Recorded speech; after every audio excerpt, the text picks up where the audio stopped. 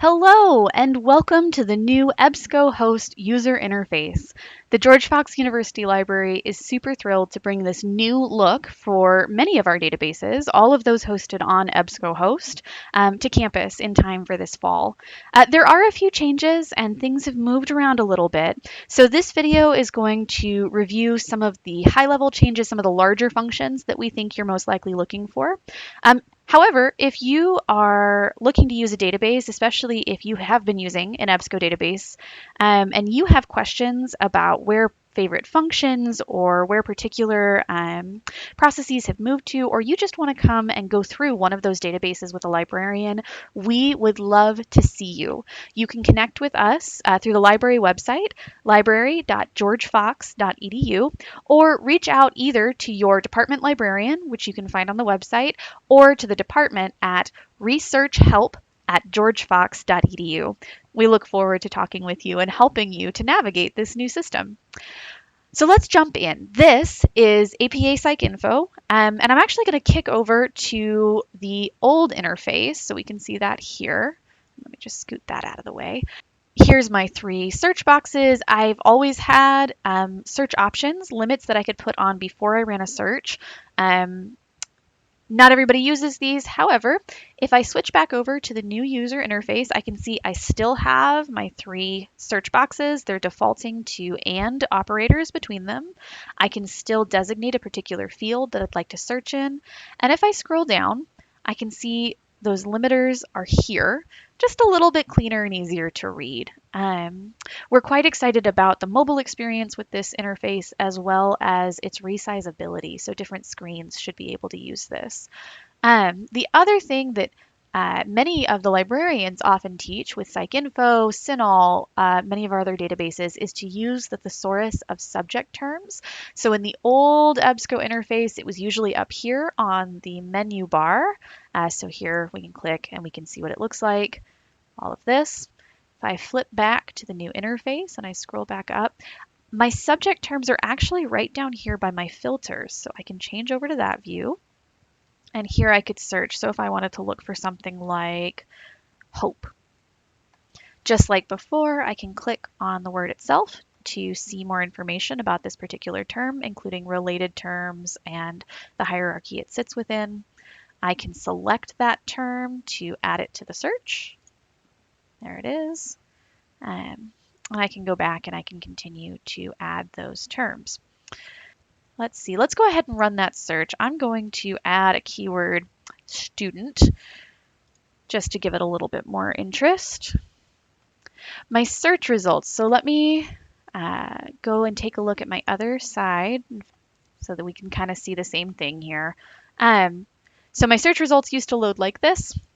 Now I can see they look like this. They work roughly the same way. So I can click on the title to see more details about the record itself, just like I did before, for example, right? So all of that metadata is still here: title, author, source, particular information about the citation, my subject, my abstract, my subject terms are right down here. And just like before, they're hyperlinked for searchability. And then all of my fields that I can limit to in PsycInfo are covered here. So that's really nice. This is a case of an article that is not located in this database. So in our old system, you would see a link like this, check for full text. That's now here under access options. We are hoping that we can streamline this function in the coming months. We've got a conversation going with EBSCO about that, but for now, that's where it is. If I come back to my results here, and I scroll down, let's find one that's got the PDF in the database. So I can see that button, instead of saying access options, says access now. And again, in the record itself, it's just located right here at the top, which is really nice. The interface for reading PDFs in EBSCO is new. It's a little brighter, which is quite lovely. Download button up here at the top. They are adding, it's not here yet, but you will eventually be able to search within the article. You can also listen to this article or even download an MP3 file that you could take with you to listen along. You can save it, you can cite it. So all of those functions we had before, still here, really nice. One thing that we are really excited about with this new system, you can still find the permalink if you wanted it under the share option. Create a link here. So that's a really convenient option where I can copy that to my clipboard. But actually, unlike my old system where I absolutely had to grab a permalink, in the new system, the URL in your address bar is a persistent link. You can bookmark, you can grab it out of the address bar and email it to somebody. The links are persistent. We are so excited for this. All right, just a few more things I wanted to show you while we're here. Let me back up to our results. My filters in the old system were always here along the side. So they were always visible. I could open them and close them and play around.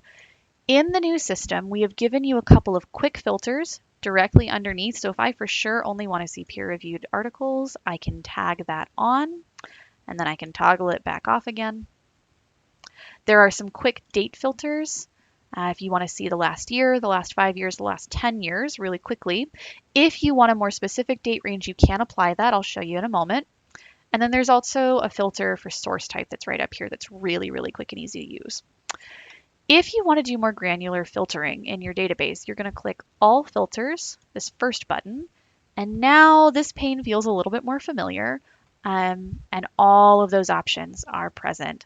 I mentioned if you wanted to do a custom date range, we can choose custom range here, and then I can tell me January 1st, 2017 to, let's go, the end of July, and apply that.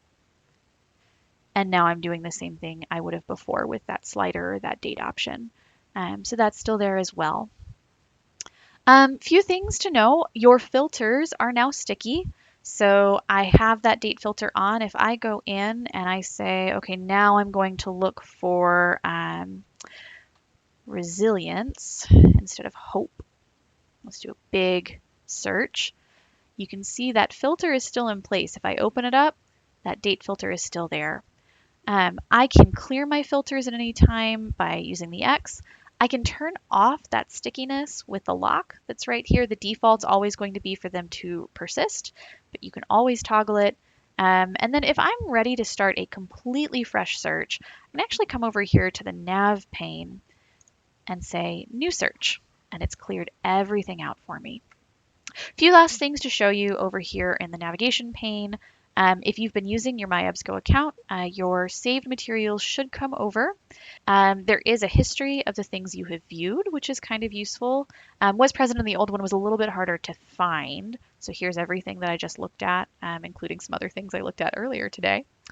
You can set up journal alerts. All of that is here and still present. And then we've also given you a couple of quick links back to library resources, so the rest of the library databases, the research guides, and the contact for librarians. Which brings me back to, if you have additional questions about navigating your favorite database or EBSCOhost platforms in general, I do welcome you to follow that link. You can fill out the form to reach the department. You can also send us an email, give us a call, make a research appointment to work one-on-one with one of us with whatever questions you may have. Or if you wanted to find your librarian specifically, you are more than welcome to either use the drop-down or review down below, and our specific contact information is here. I hope you enjoy the new user interface. As I said, we're very excited about it. We anticipate there will be some learning curves as we adjust and update. So do let us know what questions you have, or if there's anything that you're not seeing that we can help with or that we can possibly pass along to EBSCO. Thank you so much for your time and attention, and happy researching.